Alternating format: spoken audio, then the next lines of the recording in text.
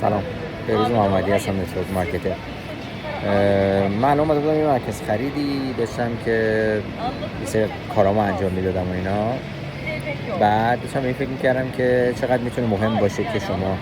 در واقع بیزینسی که انتخاب میکنید، کسب و کاری که انتخاب میکنید، مسیری که انتخاب میکنید، خدمتتون هست که یک آزادی زمانی خوبی به شما بده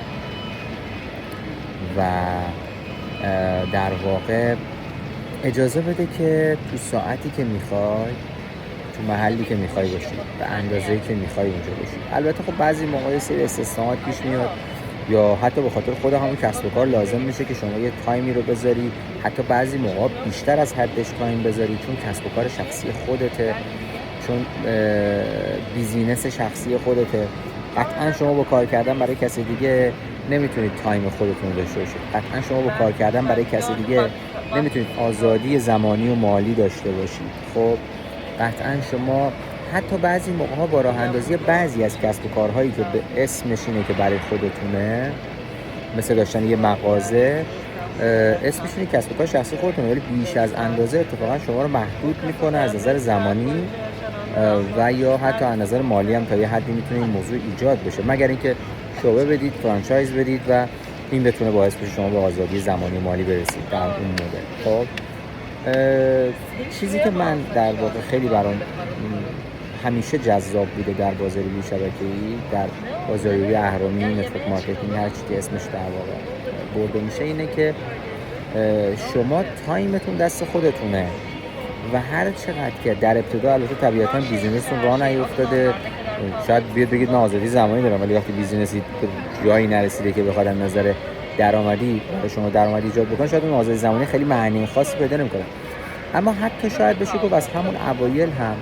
اینکه شما تایم دست خودتونه، اینکه چه ساعتی کجا قرار دارید، با کی قرار دارید، در واقع تایم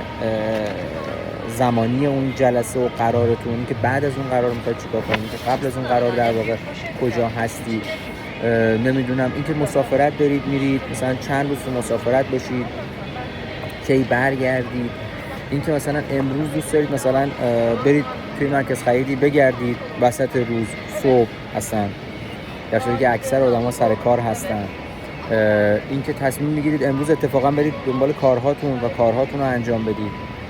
حالا این آزادی زمانی به آزادی مکانی هم میرسه دیگه، یعنی شما از نظر محل هم دست خودتونه، امکان داره به خاطر آزادی زمانی و مکانی که دارید توی بازاریابی شبکه‌ای مثلا امروز بیاد مثلا مثل من مثلا فرض کنید 1 ساعت برنامه‌هاتون رو، 2 ساعت برنامه‌هاتون رو بشینید توی یک پاساژی، مثلا حالا یه چایی بخورید، چیزی بخورید، بعد مثلا کاراتون رو انجام بدید،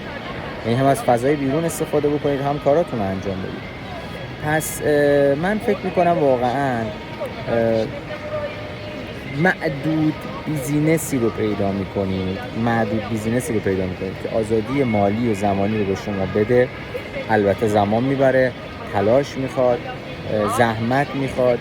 جا انداختن میخواد، اما قطعاً 2 تا 4 سال، حدود 2 سال تا 4 سال برای جا انداختن این موضوع واقعاً زمان زیادی نیست. شما چش رو هم بذارید 2 سال میاد میگذره، چش رو هم بذارید 3 سال و 4 سال و 5 سال هم میاد میگذره. اینکه شما بتونید 2 سال، 3 سال، 4 سال خوب، اصولی و جدی برای یک بیزینسی وقت بذارید، از روزی مثلا 2 ساعت شروع بکنیدش، آروم آروم جا بندازید اگه الان شاغل یک کار دیگه‌ای هستید، و بعد هر چی جلوتر میره بیزینستون رشد میکنه، بیزینستون قوی‌تر میشه، گسترشش بدید و به جایی برسونید که دارم از آزادی زمانی و مالیش صحبت میکنم، واقعا زمان زیادی نیست. و بعد از اون از منافع این کسب و کاری که به این شکل راه انداختید، مخصوصا در مقوله در واقع آزادی زمانی استفاده بتونید بکنید، لذت ببرید. واقعا شما امکان داره امروز مثلا بذارید مثال از خودم بزنم، امکان داره امروز مثلا من الان اینجا هستم دارم کارامو انجام میدم، بعدش برمیگردم خونه، مثلا این سری کارهای خونه‌مو انجام میدم یا در کنار خانواده‌ام هستم، بعد مثلا عصری امکان داره یک قرار آنلاین داشته باشم، به صورت آنلاین توی خونه انجامش بدم، شبش امکان داره مثلا باز دوباره برای یه سری برنامه‌ریزی‌های کاری دوباره مثلا نمیدونم برم یه جایی بشینم این کارو انجام بدم یا تو خونه انجام بدم، دوباره فردا این که چه ساعتی از خواب بیدار بشم و اون کارها رو بخوام انجام بدم باز دست خودمه. این خیلی خیلی مهمه که این فورس از طرف یک فرد دیگه، از طرف یک شرکت برای شما گذاشته نشه. خیلی از افرادی هستن که تو بازاریابی شبکه‌ای کار میکنن، این که مثلا فلان ساعت از خواب دارن بیدار میشن، مثلا فرض کنید ساعت 6 صبح از خواب بیدار میشن، مثلا 5 صبح شاید از خواب بیدار میشن، دوست دارن سحرخیز باشن، دوست دارن اون ساعت بیدار باشن، دوست دارن بلند شن رو اهدافشون کار کنن، رو آرزوهاشون کار بکنن. این انتخاب اوناست، این اجبار اونا نیستش اون ساعت بیدار باشن. امکان داره بعضیشون هم ساعت 7 صبح، 8 صبح، 9 صبح، اصلا 10 صبح بیدار باشن، بسته به اینکه حالا چه جوری سبک زندگیشون یا اون چیزی که جا انداختن. این اتفاق میتونه بیفته ولی دست خودشونه. من فکر میکنم واقعا زمان 2 سال تا 4 سال اصلا زمان زیادی نیستش که به شرط اینکه شما جدی با تعهد و با هدف کار بکنید خودتون رو به جایی برسونید که به یه آزادی زمانی و مالی نسبی برسید. و البته این آزادی زمانیه بیشتر میشه، آزادی مالی خیلی خیلی هی بیشتر میشه، هیچ سخت واسش نداره، ولی آزادی زمانی واقعا به نظر من نسبی میرسید به یک جایی که دیگه شما تایمتون دست خودتونه. دوست داشتید امروز 7 ساعت کار میکنید، دوست مثلا 4 تا در واقع جلسه و قرار کاری و برنامه‌ریزی و خیلی چیزای دیگه دارید، امروز امکان داره تصمیم بگیرید که کار خاصی انجام ندید و فقط نهایتاً با بچه‌هاتون در ارتباط باشید. امروز امکان داره مثلا دنبال مشتری‌های قبلیتون باشید و یا مشتری‌های جدیدتون، یا امکان داره امروز تصمیم بگیرید که با خانواده‌تون برید بیرون و فقط وقت بگذرونید. پس این من فکر می‌کنم واقعاً اگر واقعا برای بازاریابی شبکه‌ای بخواید مثلا شما 2 تا 3 تا 4 تا مثلا آیتم اصلی رو، اصلا شما بگید 3 تا آیتم اصلی رو بگید که بسیار بسیار مهم از جزء مزیت‌های بازاریابی شبکه‌ای، فکر می‌کنم یکی از این 3 تا قطعاً آزادی زمانی که به مرور زمان ایجاد می‌کنه و این آزادی زمانی تنها و تنها در یک حالت ایجاد میشه، این که شما به مرور زمان یک سازمانی بسازید از 1 نفر، 2 نفر، 3 نفر، بعد 5 نفر، بعد میشن 10 نفر، بعد میشن 15 نفر، 40 نفر، 100 نفر، یک سازمانی از نماینده های ایجاد کنید که مثل شما برای رویاهاشون، برای خواستهاشون، برای اهدافشون حاضرن تلاش بکنن، حاضرن زحمت بکشن، تعهد داشته باشن، هدف داشته باشن و به خاطر خودشون، نه به خاطر شما، چون به خاطر شما کسی کار نمیکنه، به خاطر خودشون در این مسیر حرکت بکنن و چون شما سازنده این تیم هستید، شما راهنمای این تیم هستید، شما هدایت کننده این تیم هستید، بخشی از منافعش چون به شما هم میرسه، عملاً مثل این میمونه که شما از برند خودتون شعبه دادید به این تعداد آدم و این باعث میشه شما به آزادی زمانی برسید. البته خب آزادی مالی و اینا هم که در کنارش هستش. من واقعا لذت بخشتر از موضوع آزادی زمانی نمیدونم. البته این میتونه در آینده یک چالش هم باشه برای خود نتورکرها که خیلی خیلی در واقع رضایت زیادی پیدا بکنن، خیلی زیادی از حد دیگه وابسته به این فضا بشن و تلاش نکنن برای پیشرفت، تلاش نکنن برای بهتر شدن، تلاش نکنن برای بالاتر رفتن، چیزی که برای من هم پیش اومده و بازم پیش میاد، که شما دیگه خیلی احساس میکنید همه چی اوکی و سعی میکنید روی خط صافی برید جلو، در صورتی که خط صاف و یک نواخت ندارید. اگه شما به سمت پیشرفت نری، به سمت حرکت نری، قطعاً افت میکنی و قطعاً میای پایین. پس این یه وقت بعداً تبدیل نشه به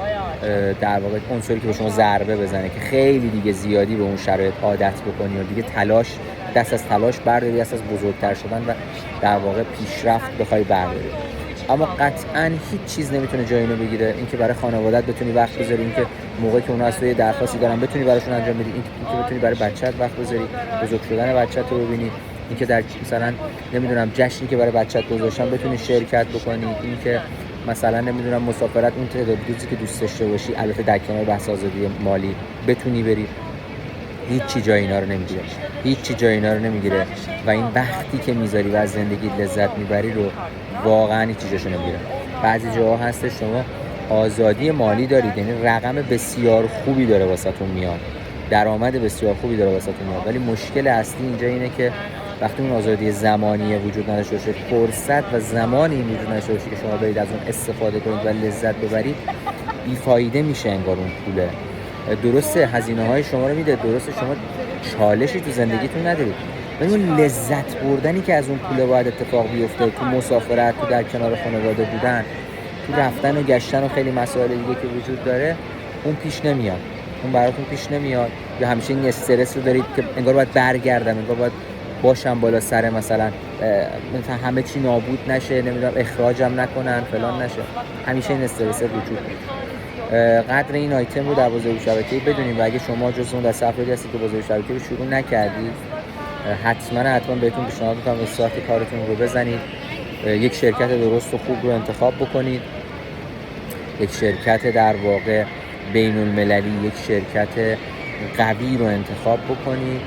مخصوصا در استارت کارتون به نظر من این بهترین حالت میتونه باشه برای شما که خیلی راحت بتونید بهش تکیه بدید و تو مسیری که افراد موفق قدم گذاشتن شما هم قدم بردارید و شما از این منافع استفاده بکنید. در حال امیدوارم که اینها تجربه شخصی منه، با شما در میون میذارم، امیدوارم برای شما هم مفید باشه. مرسی از اینکه با من بودید. بهروز محمدی هستم، نتورک مارکتر.